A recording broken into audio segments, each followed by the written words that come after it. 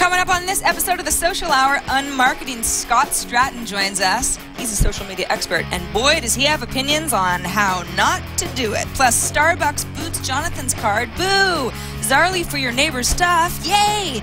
And Skillshare to learn just about anything in a lot of cities. Plus, why cross-posting from Google Plus to Twitter might really suck and ruin your day. That's all next on the Social Hour.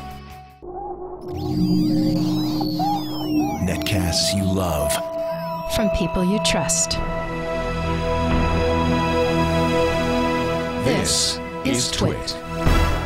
Bandwidth for the Social Hour is brought to you by Cashfly at CACHEFLY.com.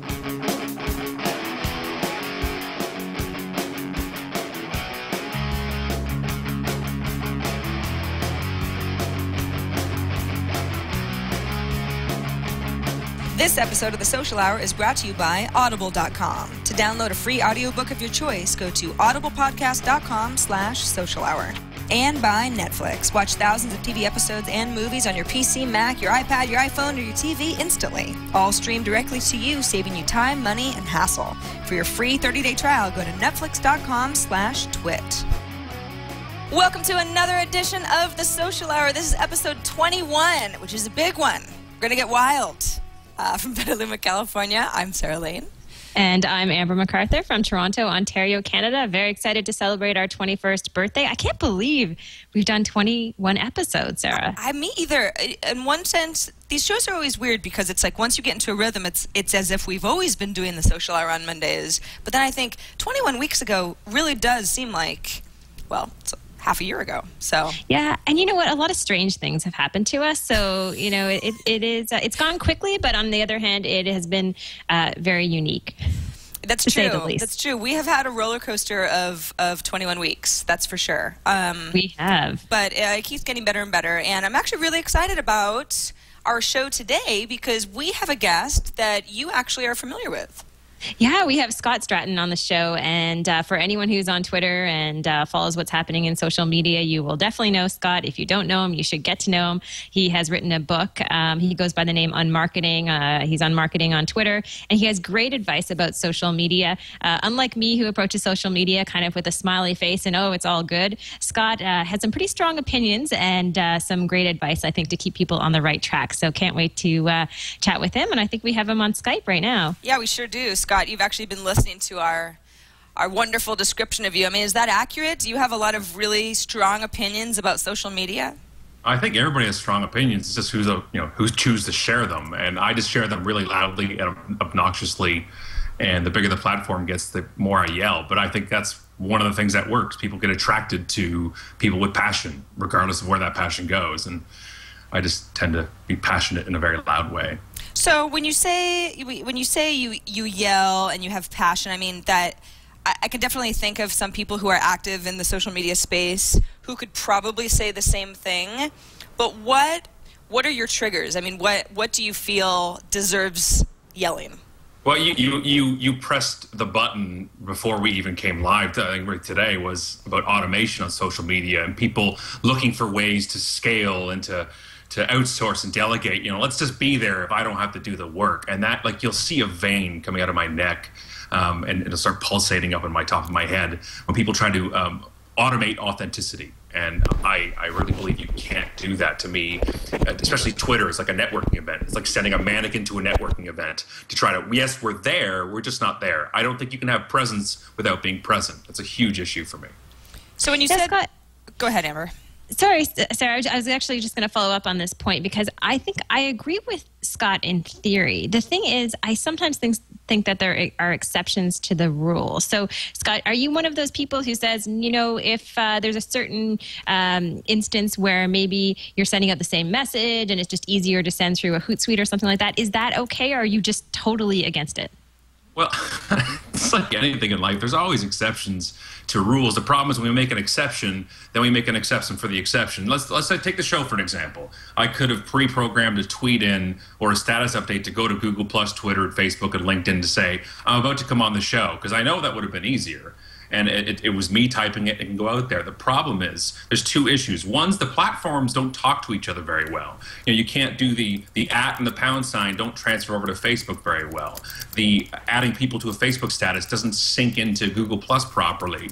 So we actually lose the message. And what is that telling the people who follow you, like you, or friend you? It's saying, look, I'm not actually here right now. I'm trying to scale this. So you need to listen to me, but I'm not going to listen to you. And that's where the trouble is. Again, one tweet saying I'm coming on this show, no big deal. But then it's 2, and then it's 4, and it's 8. It's like a bag of cookies. You know you're not going to have one chocolate chip cookie. You're going to have 27 eventually. And that's when we get fat. So we got to watch out for how that works. So you probably have a much different idea of the way to use social media than, let's say, Guy Kawasaki, who was our guest last week, who's obviously been very successful in the social media space. And he had one of the most interesting Twitter approaches that I've heard yet, because he follows like 300,000 people. And it's like, what? How could you possibly be following all these people? And he says, no, I actually don't read my stream at all. I just search for my name, and then I reply to people. And I think that it's just the polite thing to do to follow anybody back who follows me. But we said, well, but that, you don't actually know them, and there's not really a relationship there. And he said, no, but that's just what I feel is the appropriate thing to do. But that is really, that's not what Twitter was made to do. No, and that's the point to me. Is like, you can't take anybody. Like, I started off at 0, and I built my followers to almost at 100,000 now, and it was one at a time. I had no name, and I had no newsletter to send it to and say, hey, I'm Scott Stratten, come on over. It's like, well, nobody cares who I am. And I had to build that organically. And if you get on there and say, look, you're Guy Kawasaki, not only is he a huge name, he's a huge name in the geek world. So all the early adopters, everybody would follow him. You can't take his method and make it work for you, because it won't. You can't have 3 or 4 people tweeting from your same account.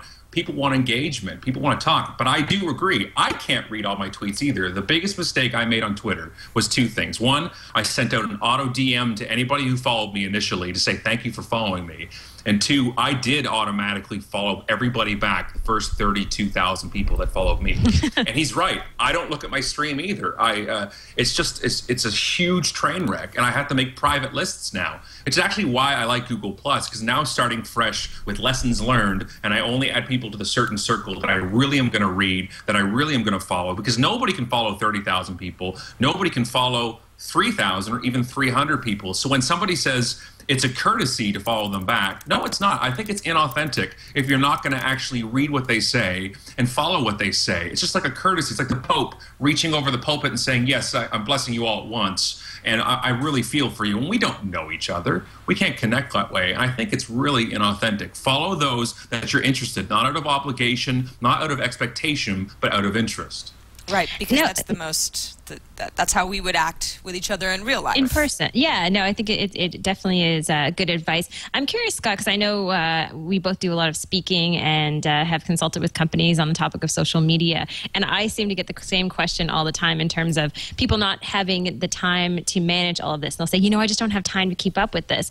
How do you respond to this? Because I was looking this morning, I think you've sent almost 80,000 messages over the course of your time on Twitter, which is a ton of content. So what do you say to people who say, I don't have time? Well, nobody has extra time. Nobody is sitting around, so people who run businesses or work for somebody, nobody's sitting around saying, you know what, I got like 30 hours a week and I got nothing. I got nothing to do in this 30 hours. What can I do? We all have full plates. The problem is, what are you filling your plate with? Is there stuff you can delegate, stuff you can give to somebody else? And for me, when I realized that Twitter was going to be a huge thing for my world, I knew it was going to be very time and labor intense. So I gave everything to my assistant. I outsourced everything I possibly could, but I did not outsource relationships. That was the huge thing to me. I made myself the CRO of my company. I made myself the chief relationship officer. And if I believed that business was built on relationships, I needed to make building them my business. The more people who knew me, who knew what I stood for, and knew what I could do, the better it was for business. The more people that know, like, and trust you, the better your business is. That's not mine. That's centuries old. So people understand networking events. Those take time. But the more of them you go to, the more known you get. And that's the same thing with me for Twitter. But I didn't have to leave my couch. I didn't have to leave my BlackBerry. I could simply talk to the world without having to travel the world. And that's actually a smart thing for me, not overwhelming or too much. You don't have to spend 30 hours a week or 40 hours a week. Spend a half hour every day, saying hello to people and checking in, and you'll see the momentum kick in. Scott, there's a great post, I think it's your most recent post at unmarketing.com, where you talk about a recent experience you had with a PR agency that was really positive. That they were working with a client to give you chocolate that you could review and talk about if you liked it, but we're not under. You could do it whenever you wanted to, and you had you had created this little video where you went on a rant about this Magnum chocolate and that it was good, but they called it double chocolate, and why it should be called quad chocolate because there were actually 4 levels of chocolate, and it was funny. It was lighthearted, obviously. Right. And then you added a picture of the company that sent you a personalized Scott Stratten's quadruple chocolate Magnum chocolate bar, which obviously you were really excited about because it was like, hey, not only are they listening, but they have a sense of humor, and now they know that I'm going to talk about this because we all got a kick out of it. A lot of people, and Amber and I have gotten a lot of this feedback as well, would say, well, they only did that for you because you're so well known. I mean, they're not going to do this for the average person. Right. What do you say to people who feel like they don't have enough clout in social media to get responses like this? Good word to use too. Clout with a K. Right. The funny thing is that everybody who says, well, you only got it because you're a big deal on a certain site, are kind of upset because they're not getting something. That's really what it's saying, is I want something. There's a story in the book about Rockport shoes. I was nothing. I was a couple thousand followers, and the lead designer of Rockport saw a tweet of mine and sent me shoes because he thought his product was awesome. His job was to get his product in the hands of other awesome people. If you don't like the fact that people who are bigger in social media are getting free stuff or getting approached, that's how business works. That's how PR works. If you don't like it, build the platform. But I am not anything. I'm not a celebrity. I'm not a legend in business or something. I just worked my ass off to get to this point. So when people start giving me stuff, I'm totally okay with that. But here's an example, though. A buddy of mine last week who has 47 followers, and I believe 42 of those are like porn accounts automated or something, tweeted out about his bank, about CIBC, and sent a tweet. I didn't retweet it for him.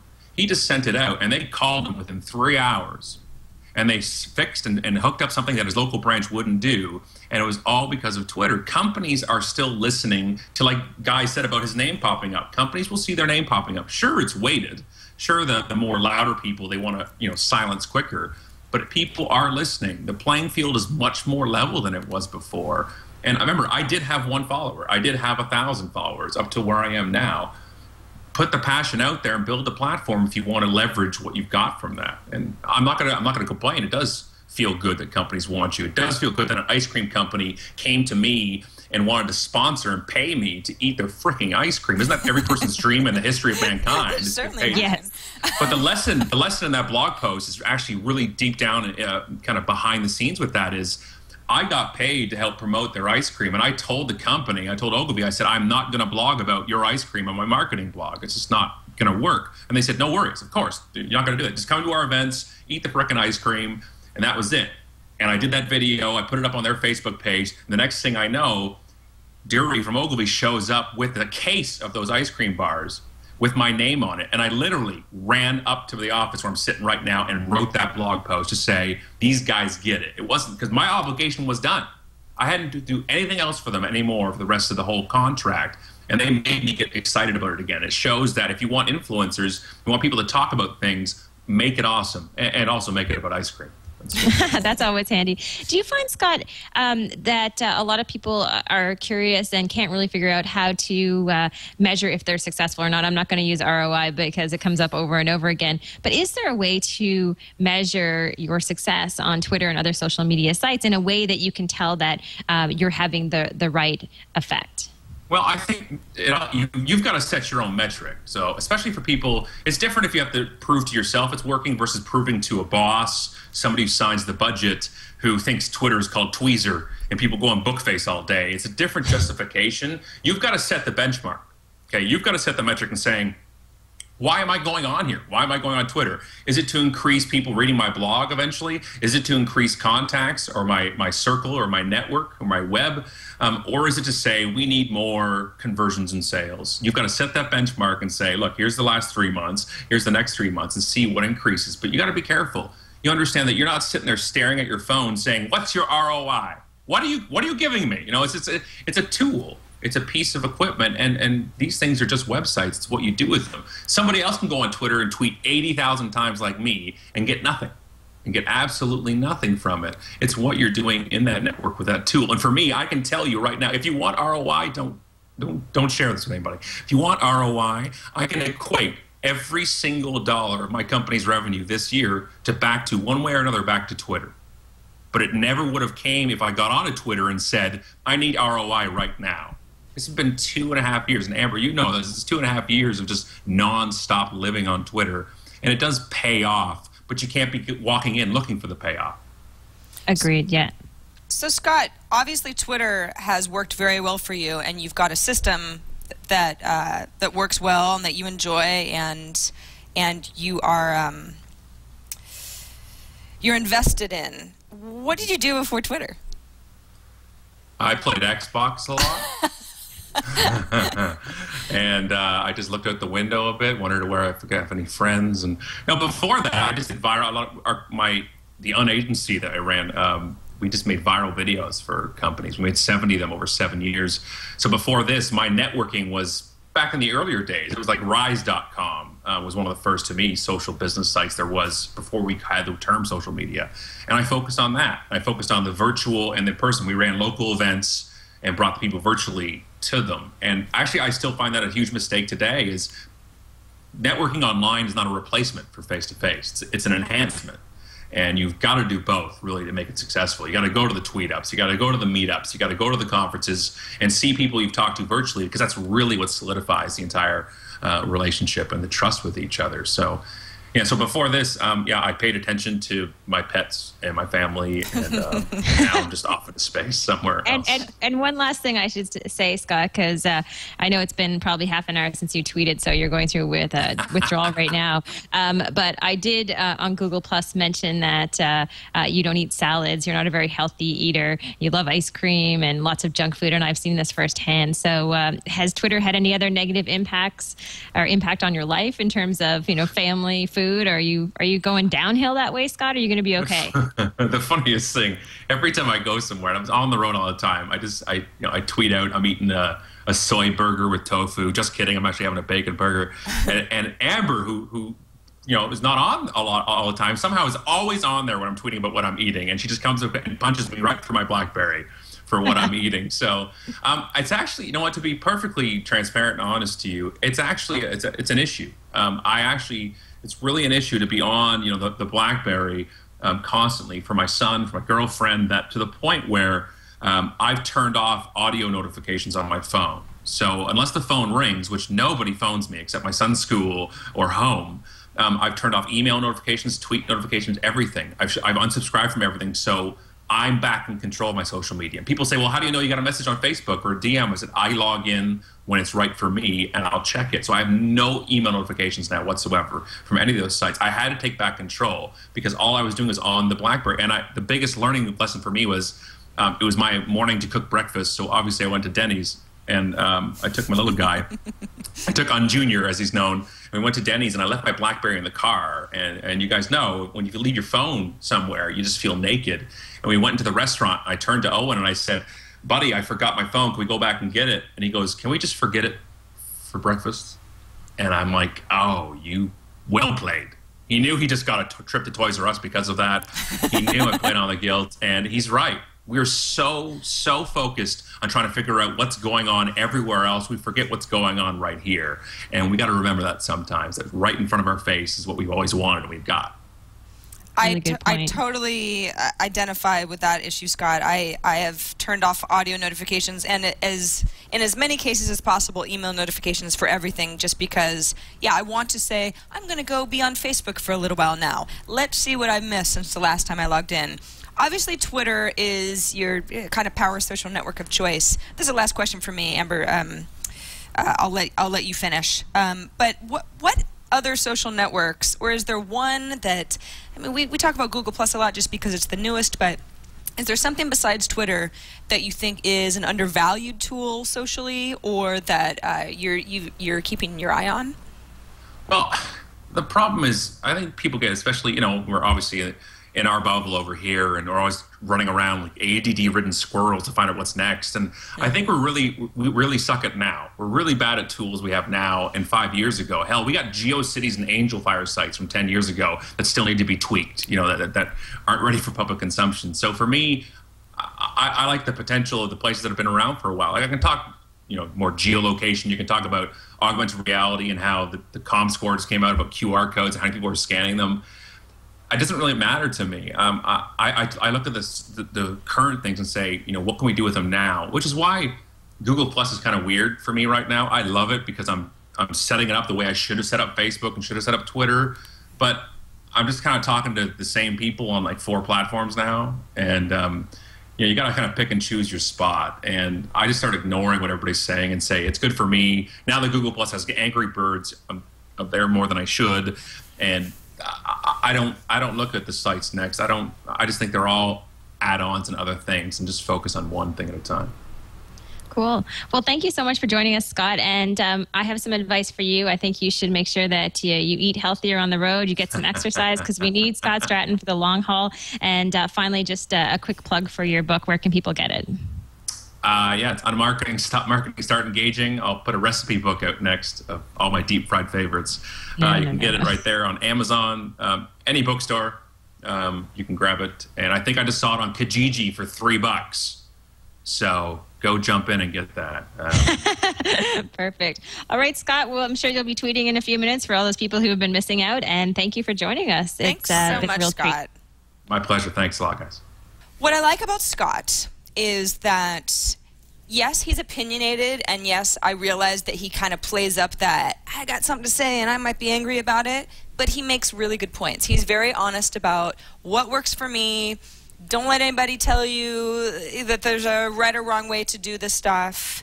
It's all about what works for you as a person. That said, be authentic. You know, don't use those automation tools because that's not how people work in real life. And I think that you and I both tend to agree. I mean, we have a little bit different social media strategies, the two of us, but for the most part, being yourself and being engaging and being able to put in the time and not slacking off and knowing that you have to put in an effort in order to reap the rewards, I guess. Totally agree. And I think I always say to people, you know, it is hard work, but it's also, there's a huge payoff at the end, you know, not just professionally, but I think also personally. Like in my own neighborhood in Toronto, I've made so many good friends just through Twitter because we have a really strong community here. And so that's really kind of enhanced my life. I've met lots of just really wonderful people. And so I think that there's a lot of advantages. So people shouldn't go into it either thinking, oh, this is just so much work. You know, they just might like it, right, Sarah? Yes, exactly. I mean, it can be really fun. And if for some reason it's not fun, then it's like, you might want to rethink this. Somebody in our chat room, it was while we were still talking to Scott, so I don't remember the username, said, well, what do you do if you take a break from Twitter or social media? How do you get back into it once you've taken a break? Well, why did you take the break? Were you out of the country and you just decided to unplug or that sort of thing? That I think people can understand that, and of course maybe before you unplug you'd make sure that people realize that you've got a good reason and you're going to be back and they shouldn't count you out. Or did you just really not feel like putting in the effort for a couple of weeks or however long that you were down? And if that was the case, is it because it's a burden? And if it's a burden, do you really want to be doing this? Because the last thing we need are a bunch of people who feel pressured into corresponding via social media and you don't get any joy out of it. I totally agree. I think it's one of those things that if you kind of spend, like Scott said, half an hour a day using social media, I think that you really will see a lot of the benefits. And, you know, it's not going to ruin your life in the sense that it won't take up too much time. You'll just kind of get pulled into it and hopefully in good and positive ways, Sarah. Absolutely. So anybody who's watching us live right now knows that we record our show live on Mondays, 2 p.m. Eastern, 11 a.m. Pacific. But if you're not watching live, now you know for next Monday. The live version is fun because I have a curse, and so I usually curse my show with Amber in one way or another.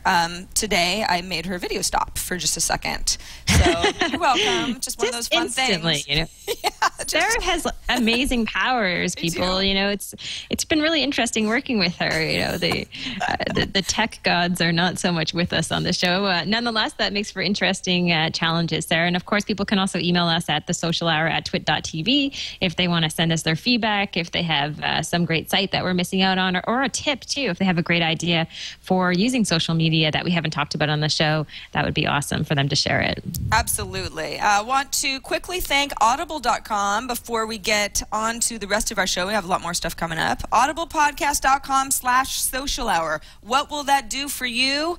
It'll get you a free book. If you're not familiar with Audible, this is the place to find pretty much any audiobook you could think of, which even includes some periodicals too. So they really run the gamut. So you go to Audible and you think, all right, I'm not sure what's the story here. What do I do? Why don't you think of a book that you would be interested in reading? So I decided to search Anthony Bourdain earlier. If anybody who's in San Francisco has probably heard the rumblings in the social media space that he was in our fair city over the weekend, last week, shooting a pilot for his new show, Layover. And the premise of that, for anybody who's familiar with No Reservations, which is his very successful show on the Travel Channel, Layover is a spin on visiting a city for 48 hours or less, layover, and hitting the spots where you can get good, fast, I guess cheap food. And so I was thinking about Bourdain because I'm a good fan of his, and I thought, okay, well, you know, as far as audiobooks go, what about Medium Raw, which is his latest book? And I haven't read it, and that's, yeah, I enjoy his voice. I wonder if he narrates his own book. So I went ahead and searched for him, and sure enough, Medium Raw. And its shrinking habitat, which makes it illegal to trap or to sell anywhere. It is also a classic of country French cuisine, a delight enjoyed in all likelihood since Roman times. Rather notoriously, French President François Mitterrand, on his deathbed, chose to eat ortolan as his putative last meal.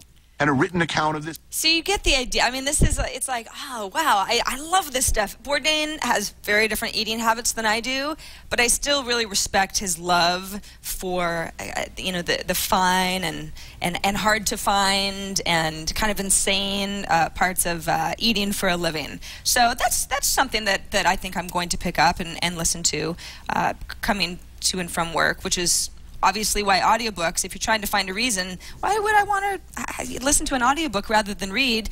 Well, Bourdain isn't going to be in your brain if you're reading a book. If you're reading Medium Raw, that's great, you know, you can use your imagination, but it's more fun, in his case, if you're really a fan of his, to actually listen to him tell you his story rather than imagine him tell you the story, at least for me. So if you're interested in this book, this is Medium Raw again, or any book on Audible, the deal is that you can get a free book. Now, if you're already an Audible customer, thank you very much, because, you know, we're happy to spread the word.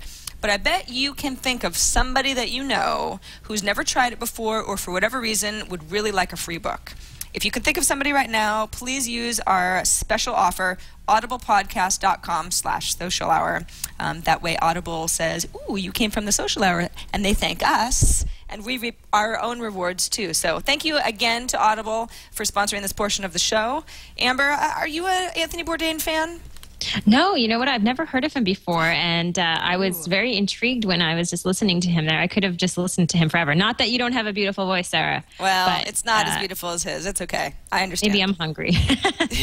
Yeah, he's great. He has his story is interesting because he was a chef, and I'm sure he had a lot of success, but he wasn't a chef that a lot of people are, unless you're really paying attention to the chef space. It's not as if a lot of them are household names for people like us. And then he wrote a book, and it was extremely popular. And then he got a show, which is on the Travel Channel because he travels around the world, experiencing new cuisines. But it's more than just, ooh, this is a really good hamburger in this city. He's just got a really interesting way talking to local people and looking like he's really having a good time. And he knows what he's doing because he's been on the other side of, you know, the chef's table. So definitely recommended. Yeah, Anthony Bourdain. He's a good dude. And I'm sorry that I missed him at Zeitgeist over the weekend.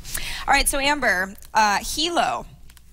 Hilo is a social network that was created by the folks behind TWiT, which many of us are familiar with as one of the photo sharing systems that has been used on Twitter for some time now.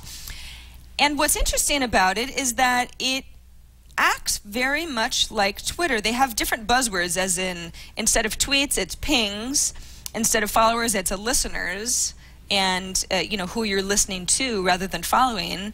But it works very much in the same way that Twitter does. Did you hear about Hilo last week? Because a few of my friends were talking about it, but not for the obvious reasons. You know what? It's so funny. I haven't really heard about it. I did see it on Waxy Links, and I think that you have the link in our show notes as well. Yes. And I just skimmed across it. So, I clicked on it and looked through stuff before the show. But to be honest with you, I was actually just kind of confused.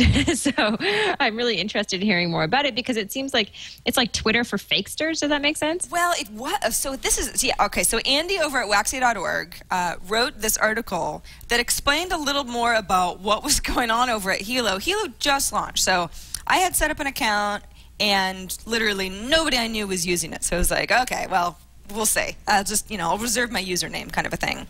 Well, and as anybody who's watching the video feed can see, there were accounts created by, I assume, a variety of people, probably not just one person, that were kind of funny accounts like Mark Zuckerberg and Ev, as in Ev Williams, and the folks behind failed iPhone app color, CNN breaking news, that sort of thing, it was like a humorous group of tweets from all these accounts that was pretty obvious that they were fake parody accounts, but they were funny.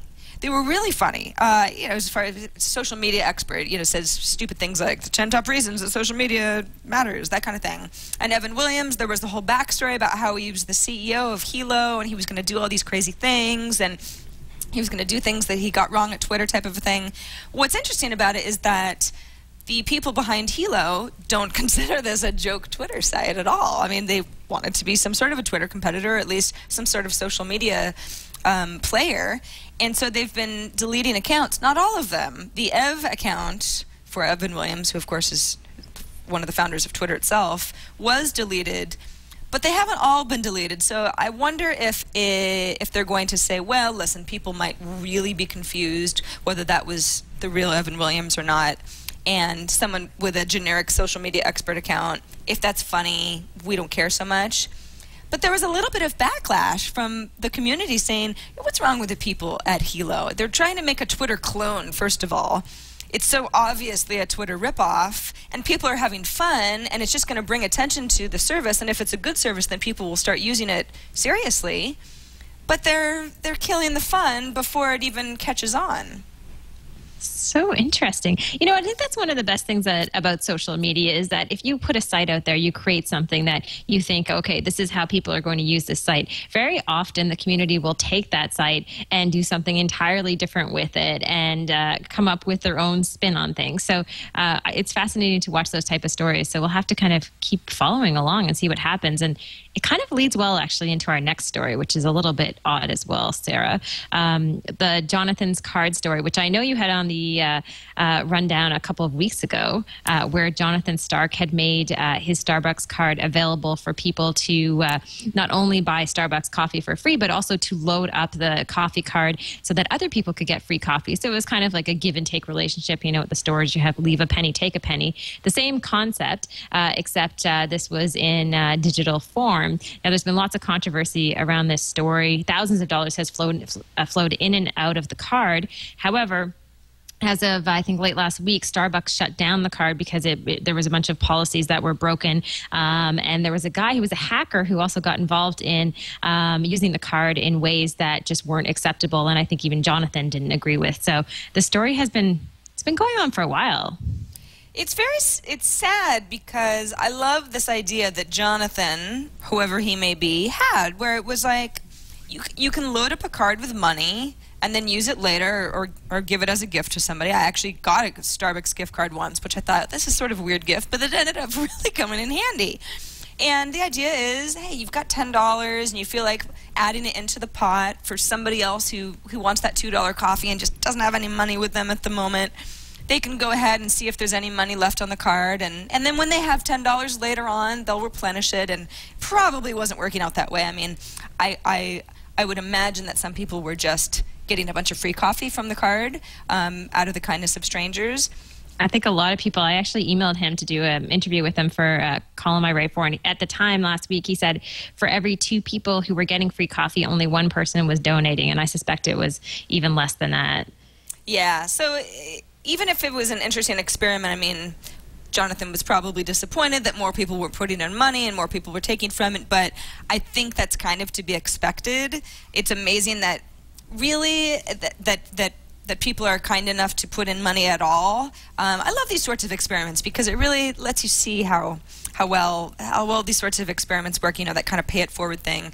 But yeah, so I guess Starbucks said, well, we've had enough of this, because what does that mean? They would prefer that there are too many people using the same account.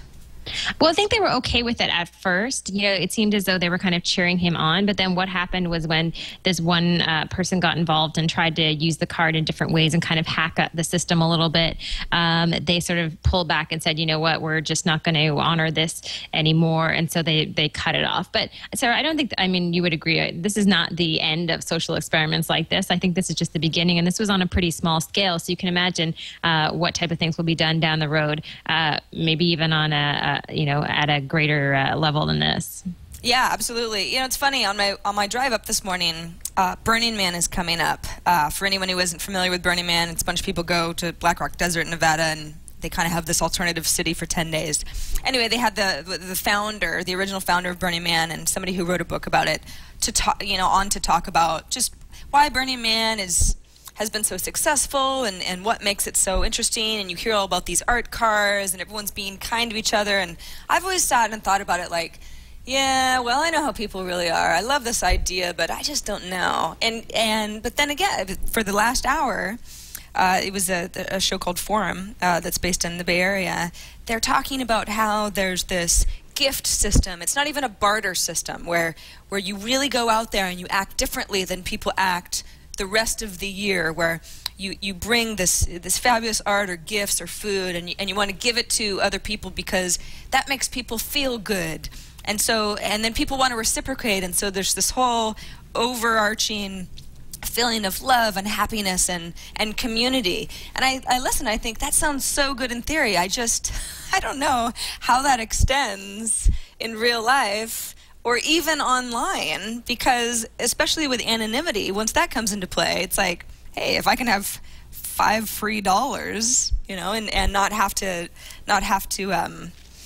show for it, to do anything for it. Yeah, I know. I hope, though, you know, in the long run, I hope that we can figure out how to do social experiments like this that are for more good in the world. You know, we think about the situation right now in Somalia, for instance, and how, it's difficult to get people to even donate a little bit. I hope that we eventually, even though text messaging has made it even easier than ever to donate small amounts, I hope that there's something on a larger scale that makes us all kind of proud to contribute together. And I know there are lots of examples of sites that are popping up, but I think there's some really interesting opportunities, and it'll be fun and I think beneficial to watch them kind of evolve over the next little while. Absolutely. It's funny looking at our chat room, the differing of opinions on something like Burning Man.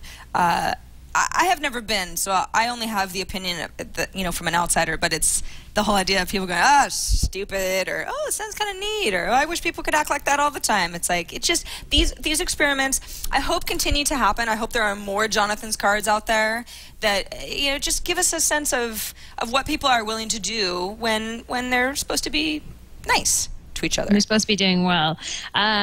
So Sarah, our social tip of the week, this isn't so much about giving away. However, I think it's important. I was reading this article online from a search engine optimization site that talked a lot about the concept of timing when it comes to sending out tweets and Facebook messages, Google Plus messages. And I think that's something that people don't factor in when, we were talking to Scott about how much time do you have to spend on your social media initiative, and he said half an hour a day. it's really important when you actually engage on those social sites, especially if you're representing a company or a brand and you want to try to hit people as much as possible. Like, we know that people are on social media sites the most during work hours, Monday to Friday, 9 to 5. But let's say you're promoting a club, then obviously you got to switch up your hours in terms of when you're connecting on these different social sites. So timing is a really important part of your social media strategy. And this article, what's the site here? I know you just brought it up.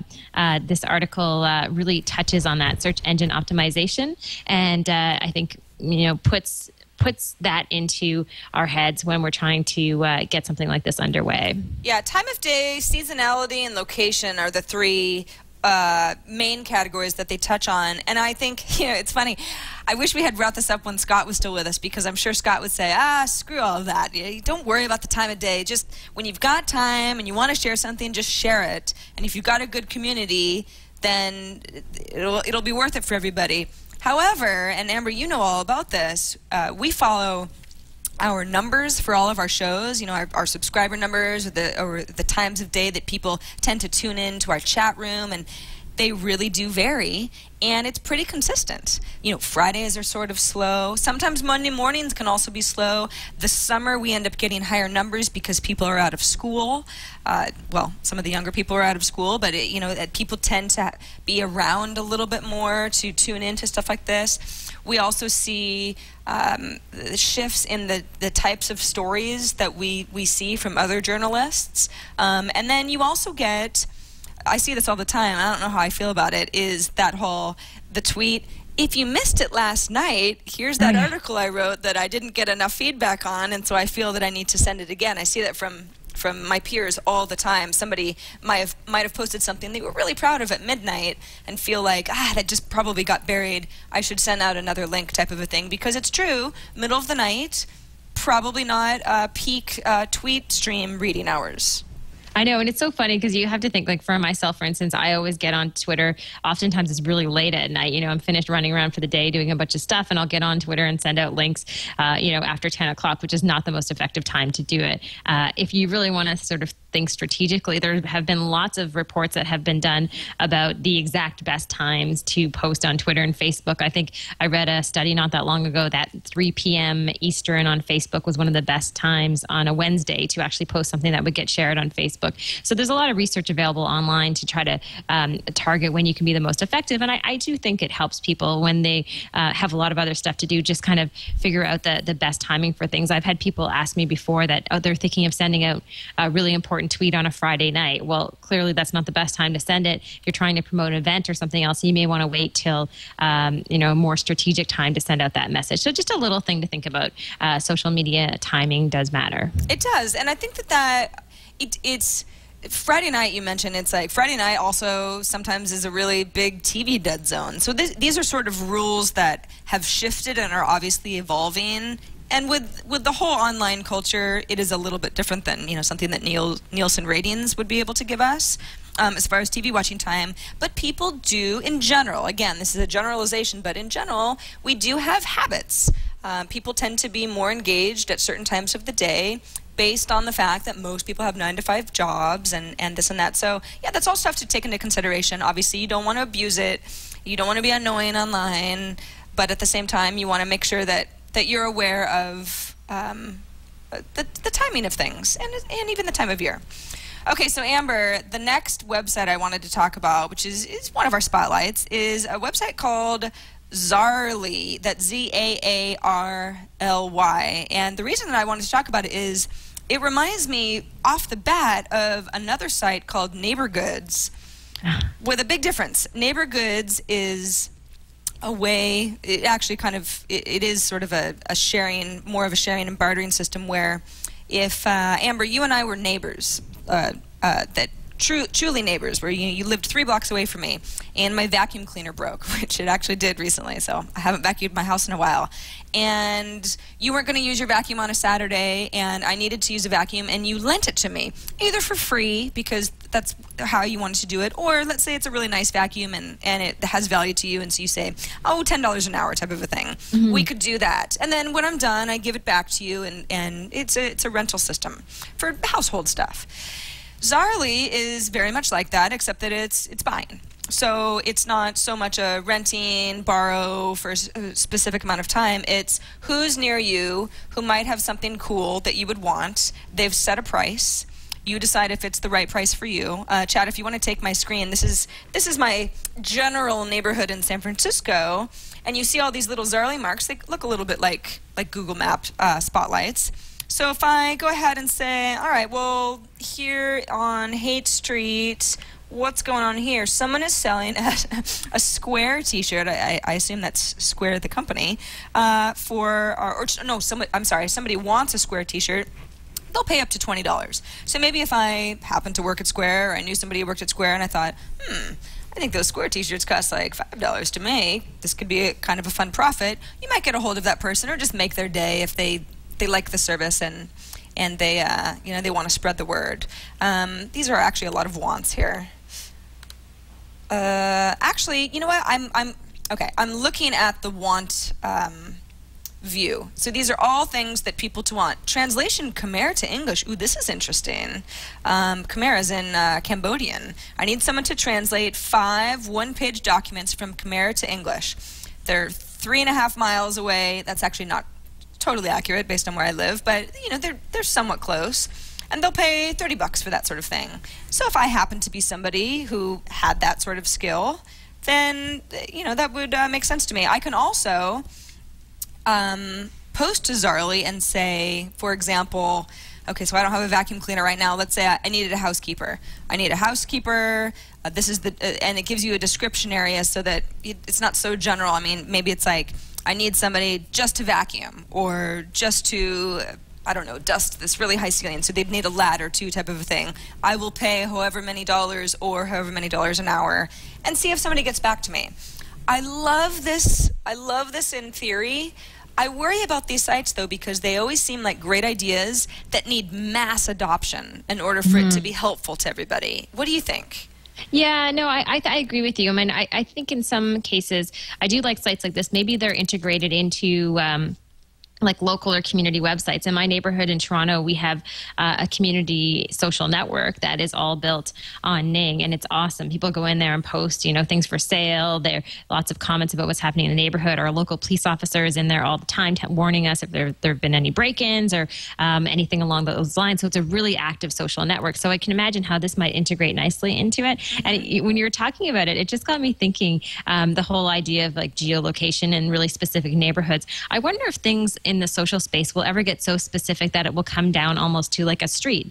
Like, let's say my street in Toronto, which is a pretty long street, yet a lot of us know each other. Imagine if as a street, we could have this network where we could all borrow stuff from each other or sell stuff. A lot of us have kids. We could share kids' toys. And I'm curious about how granular that will actually go in the future, because you can imagine, the closer the better for most of us, right? Yeah, absolutely. Quick Gold in our chat room says, he or she is looking at Zarli in their city. It's a haven for cheapos that want services for way less than typical market prices. That is, I guess, one way to look at this. Although I think you could counter that many people feel service prices and prices for goods sometimes is outrageous, and especially if something's used. I mean, if you want a used mountain bike or something like that, I actually have a used mountain bike, so I keep thinking of actual real-world solutions that I would have. I have some. I mean, it's worth nothing. I mean, it wouldn't even really be worth it for me to try to sell it for a lot of money. I'd rather just sell it for a little bit of money to somebody who really wants it, and won't let the tire just keep going flat year after year. Like, it's what happens in my garage, type of a thing. So I think you could. There are certainly people who would probably try to take advantage of the system and get something for much less than it's worth. But it goes both ways. The person that's selling it has to not care that they're underselling it as well. Yeah, I think it's still a cool idea. Again, it's just the community focus. I mean, I think we're just seeing the beginning of these types of services that get down to like specific neighborhoods, and so much that we can do in our own tiny little areas. So, Sarah, we have a lot of viewer feedback. A couple of tweets, it seems like, which is great. The first one I noticed that had been sent in, I believe, from Jamie Pepper. This is about a site called Manage Flitter, which I know about, and I'm not sure how. And I thought you had told me about it, Sarah. Well, I did. Okay, so I talked about Manage Flitter.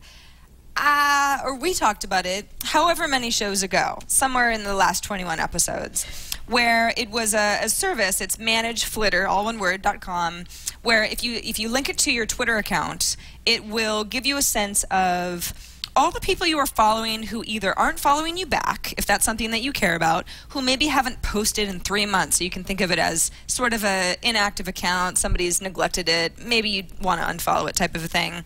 There are a variety of parameters that it'll give you to just get a sense of who you're following and does it make sense to you, and it helps you clean up things, especially if you're following a lot of people and you want to be engaged with them. Well, ManageFlitter, as our lovely viewer had pointed out, now has a new feature that allows you to, if you post something to Google+, it will immediately post that to Twitter with, obviously Google+ doesn't have a 140 character limit, but it'll give you however many characters it can fit into that with a link to the rest of the post back on G+. Okay. Now, we were talking, I mentioned this to Scott Stratten, this was one of his triggers that he was talking about in our conversation, that I said, you know, I just linked my account. What you have to do is you go to your Google Plus account, your Google Plus account profile, and then whatever's in the URL is your unique identifier number. It's kind of a long string. Then you add that into ManageFlitter's Google Plus page. It's manageflitter.com/plus. And then you go ahead and say, okay, I'm going to link these two accounts. I hadn't even posted anything on Google+, and then I started noticing that I was getting all these responses on Twitter, and I went, oh no. Went over to Twitter, and it turns out something that I had posted to Google+ weeks ago, which was it was a post about cutting the cord, and it got a lot of responses. So I mean, it was a popular Google+ post, but certainly nothing that I thought I was going to share to Twitter. Ended up being shared to Twitter within like 3 seconds. So I went ahead and quickly stopped sharing the two, because I figured if I don't have control over what it's sending to Twitter before I've even said anything on Google+, I mean, if it's pulling from my archives, that's already not working out well. Yeah, that's the thing. I think I'm not as against some of these cross-posting services as Scott, but I think you do have to be cautious about how you use them. I mean, especially when it comes to things like if things are cut off, or like Scott mentioned, certain symbols that may be used. But I think in some cases when you have a really general tweet, it's okay. I try to use some of the more popular services that allow you to cross-post, but there's no integration with Google Plus yet. I'm a big fan of Hootsuite, so that's probably the one that I use the most. Mm-hmm. And you know what, for the most part, I don't seem to tick off any of my users, although who knows, I guess maybe they're just silent and don't say anything. But it works pretty well for me, because I can select at the time of posting what sites I want to go to. So if I know that it's not appropriate for my Facebook community, that'll just stick with Twitter, right? So I like that idea where you're not forced into where it goes at once. You can kind of pick and choose depending on the tweet. Yeah, I agree. I think for the most part, what I try to do is every once in a while, I don't use my Facebook profile that often, but I do use my page.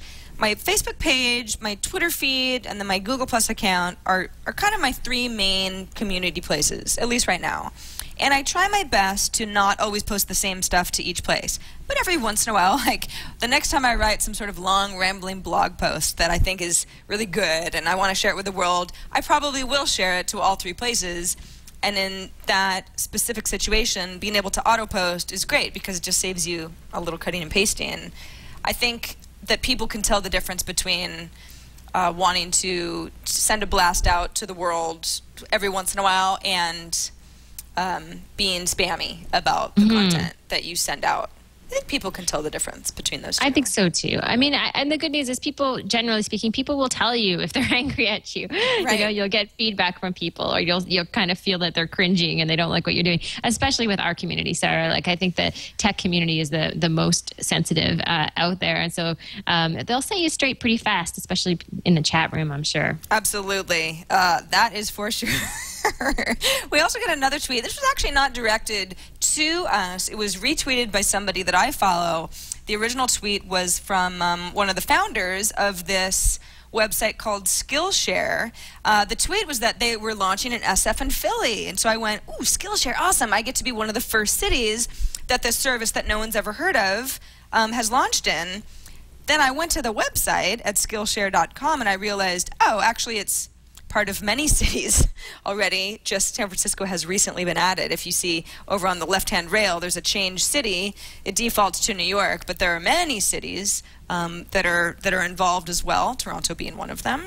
What's great about Skillshare is, and you know what I want to do, Chad, if you go down to the bottom of the page and you click on all the way down to the bottom, and that left-hand side, what is Skillshare? Go ahead and play that video. Today, I'm learning how to bake great desserts so I can prove my mother wrong. And tomorrow, Naveen will be teaching me how to find some of the coolest speakeasies in the city. This weekend, I'll learn how to shoot my own movie using my DSLR camera. Mi amor! You bastard! Oh! And next month, I'll learn how to hustle my friends out of their money. Learning cool things should be easy. That's why there's Skillshare. It's an online marketplace to find classes in your local area taught by people in your community. No webcams, no downloads, just real classes. It's easy. Just browse the site to find the class you want, purchase the ticket, and show up. So when Susie wants to learn how to crochet a sweater for her niece, or Bertrand wants to shred a sweet flamenco tune, Skillshare is where they turn. Classes are taught by people like you and me. So if you've got the skills, sign up to teach one. Skillshare.com. Learn anything from anyone. All right, so that's Skillshare, and I watched the video, and besides whoever that was really adorable, and I love her smile. I was like, this is such a cool idea. If you just click on the Learn tab in Skillshare, you see some of the featured classes that they have already. In fact, one of them is being taught by one Alexis Ohanian, who was our guest just a few weeks ago. Oh, yeah, his he's class great. is Making Something People Love, which I think will obviously draw from his experiences at Reddit and Hipmunk, which has gotten a lot of good press lately.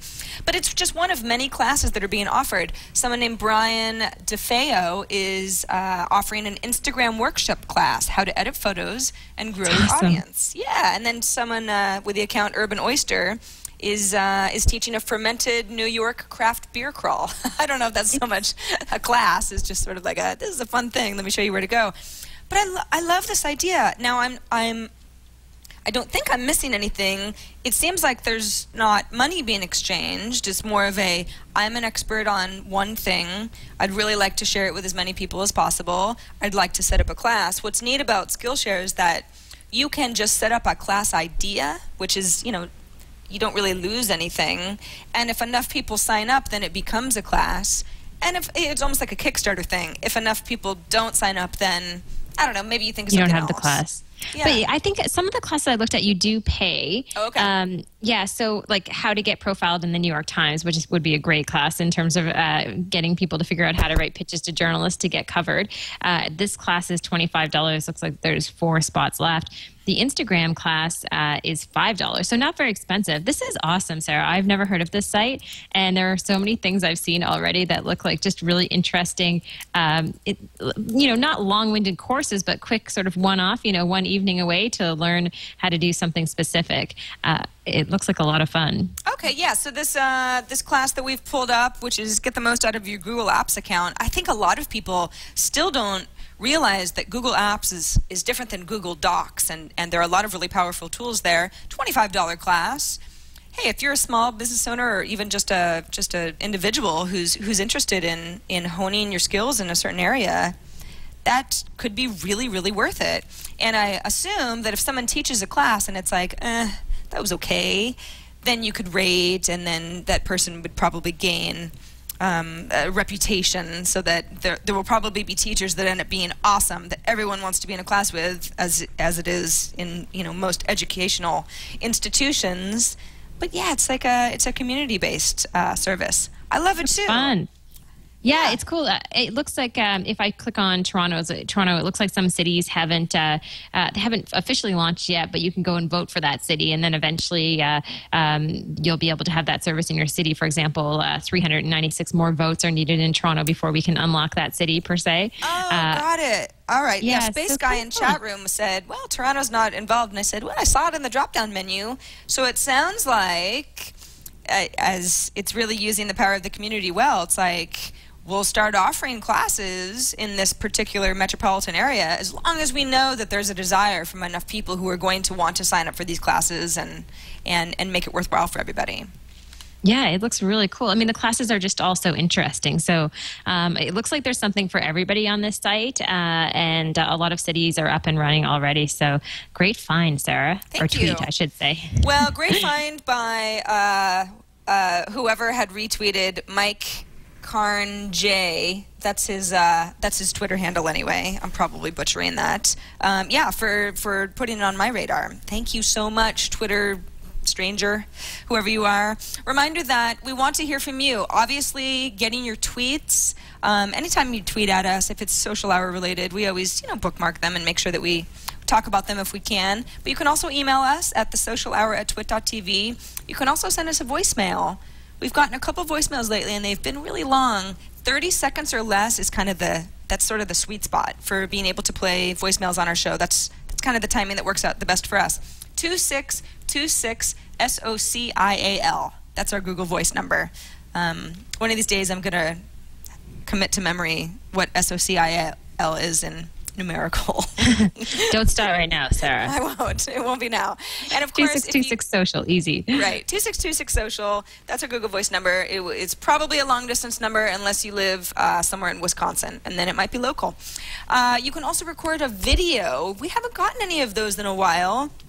But we love to see you guys. So if there's anything, a question, a comment, a tip, anything like that, if you can upload it to YouTube or really anywhere that you can then send us a URL. If you put video in the subject line, it'll make it easier for us to weed through emails and make sure that we don't miss anything like that. Because I hate to think I'm missing any video that anyone's made for us. But point being, you have a lot of ways to get a hold of us. We love your feedback, and we thank you so much for all of the great content that you help share with us and make our show every week. We also have, if you think about some of the great people we've had on the show, so if you want to send us a video question about how you should be using social media, you're having a problem with a certain account, or you want a better way to do something, send us your social media questions. I know a lot of people out there are kind of struggling to navigate this space, so between all of us on the show, we'll be able to get you an answer.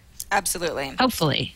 All right, Amber, we've still got your Rad or Fad segment coming up, but before we do that, we want to quickly thank Netflix for being the second sponsor of this episode of The Social Hour.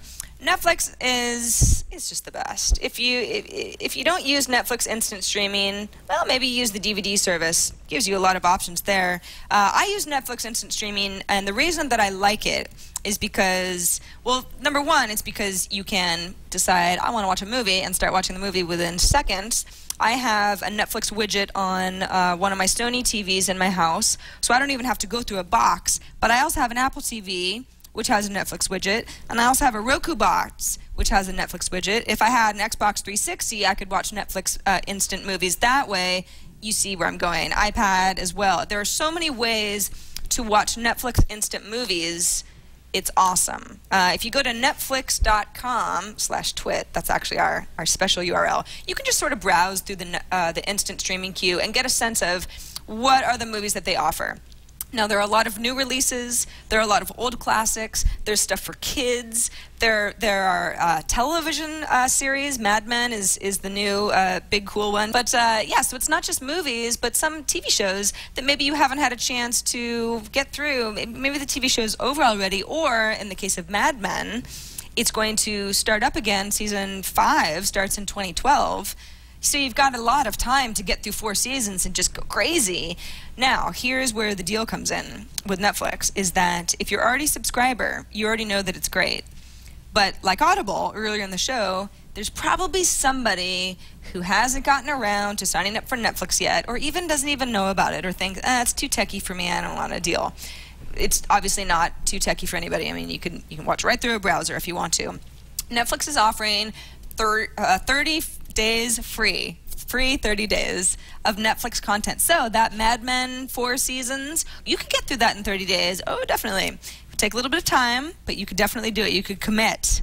You don't even have to have a social life, because it's like, I just watch Mad Men. That's all I do. And that's something that you can tell a friend about and make their day, because even if they don't sign up for it after, there's 30 days free of movies and TV shows, really good stuff, quality stuff. I know that that I've got some friends, actually, that could take advantage of this that aren't using Netflix. So please help us spread the word. Netflix.com/TWiT. It's a great service. We love them. TWiT loves working with them and has worked with them for a long time. So thanks again to Netflix for sponsoring this episode of The Social Hour. And now, on to Amber's Rad or Fad. Rad or fad. Okay, so this week I do not have a gadget. I have something that is more conversational, Sarah, because I stumbled across this article. I was reading Read Write Web, one of my favorite sites to get social news, especially on the mobile front. And it was talking about QR codes and the popularity of QR codes. And most people, I think, have probably seen them before, those little codes that you scan with your phone, and then it will take you to a link or a destination, reveal more information that is kind of hidden within that actual graphic.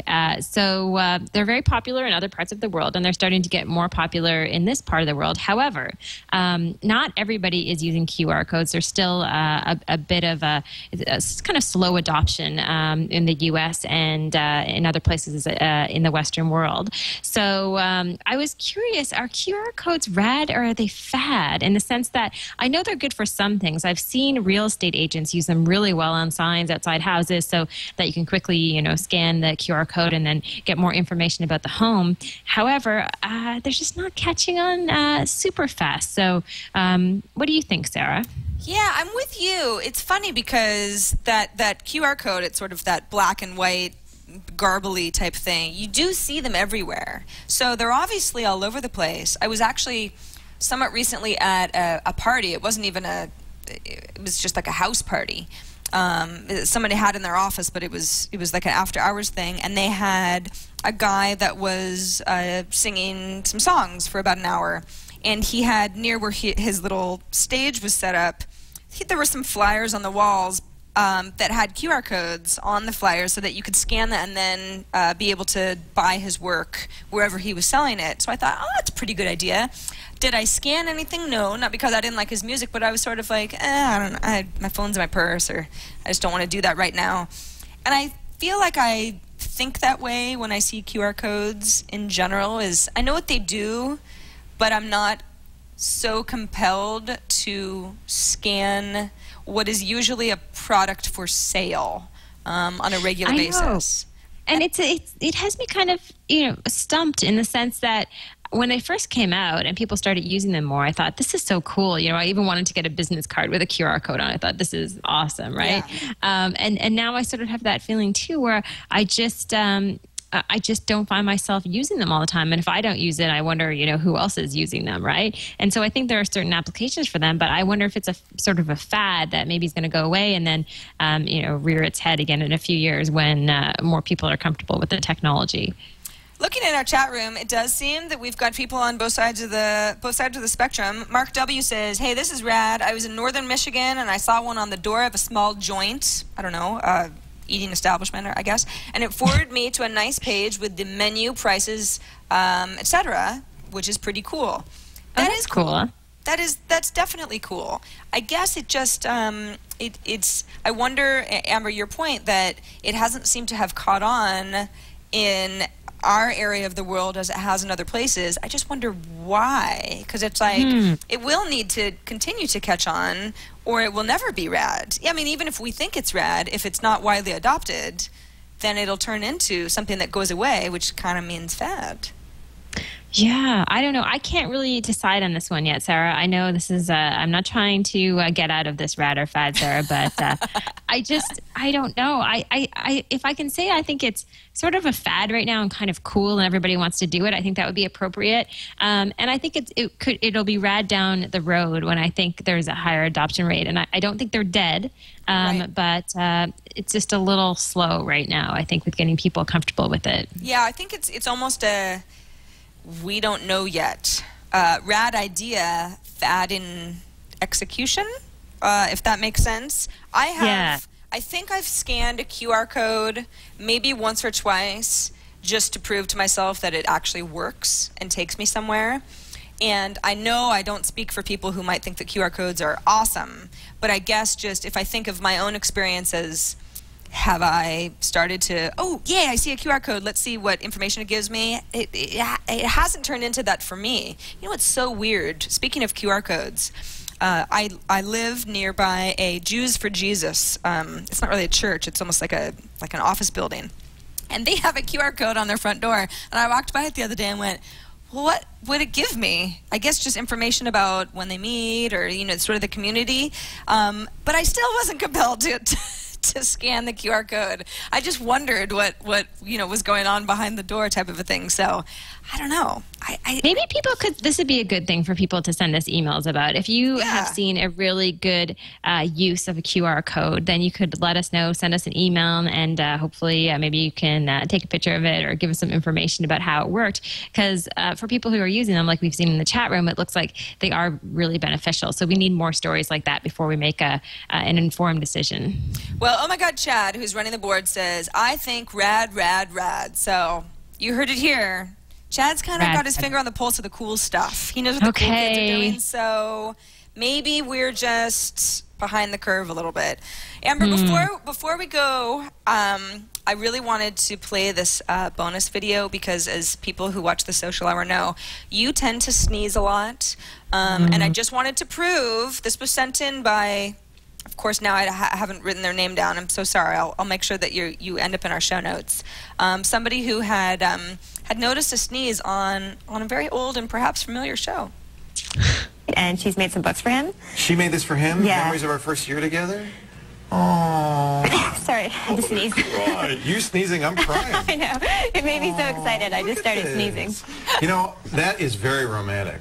I love how Leah was just like, whatever, you're sneezing. I'm just going to talk about this photo album. So that was your first, that's how you met Leah, was Call for Help up in Canada, right? Yeah, and can I just say that we did hundreds of shows because we shot like 20 at a time when he would come to Toronto. Right. And the weird thing about this is that I don't know how this person found this sneeze video. Like, Sarah, that's a tiny little, like, what is that, like 30 seconds of one of hundreds of shows that we've done, and it's not the same person who found the other sneeze fetish video. So, hey, good research, guys. I'll try to keep sneezing in the future, although I'm a little self-conscious of it right now, I'm not gonna lie. It's fine. I mean, you're right, that was like a little blip. If I was watching Call for Help, that episode, I might not even, you know, it sounds like maybe you coughed or something like that. So, Sneeze Watcher, good work. That was kind of amazing. Keep them coming. Apparently, they've got a lot of stuff, some DivX archives there. So it's really cool. I like seeing the people that I know and love in, I don't know, the old shows kind of thing. And there's a nostalgic thing that I like about it. So yeah, we had a lot of fun. We're all connected somehow. All right, Amber. Well, I think we've come to the end of our hour. I think we went over it a little bit again, which we are really good at doing. Well, we had Scott Stratten. I mean, you know, he's got a lot to say, right? We'll blame it on him, but it's worth it. Totally. It's worth it for people who are listening in. So it was a good show, Sarah. We covered a lot, and next week, who knows what's up next, Sarah? The big 2-2. Yes, who knows? You'll just have to tune in. Reminder that we're live on Mondays, 2 p.m. Eastern, 11 a.m. Pacific. Watch us live if you can, but if you can't, go to twit.tv/TSH. That's where all of our show archives live. You can watch all 21 episodes. Well, right now, this very second, there's only 20 because we're still doing 21. But later on tonight, all of our episodes that we've done, audio feeds, video feeds, you can play right from the website. You can discover other Twitch shows while you're there. You can read our show notes and make sure that you don't miss anything that was talked about in a show. Everything lives there. But thank you everyone for joining us. And Amber, I hope you have a great week, and I'll see you next week. You too, Sarah. See you next week. Bye, everybody.